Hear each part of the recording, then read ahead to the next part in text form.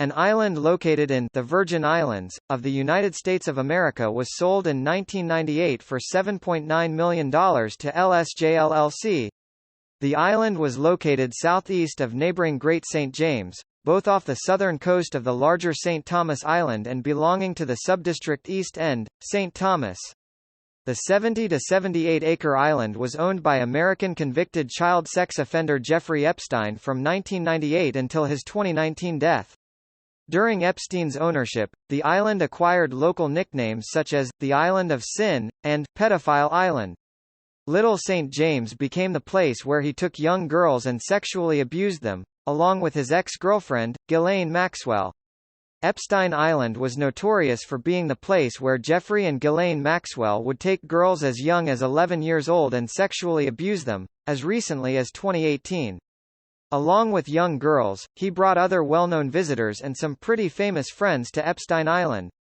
The list includes Prince Andrew, Bill Clinton, and Leslie Wexner, the founder of L Brands, the parent company that once owned Abercrombie & Fitch, Lane Bryant, Express, Structure, The Limited, Victoria's Secret, and the list goes on.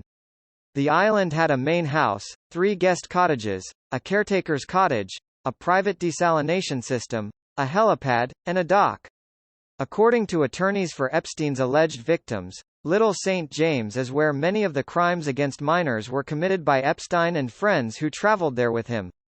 Court documents allege that then 17-year-old Virginia Roberts was forced by Epstein to have sex with Prince Andrew on several occasions, including as part of an orgy on Little St. James.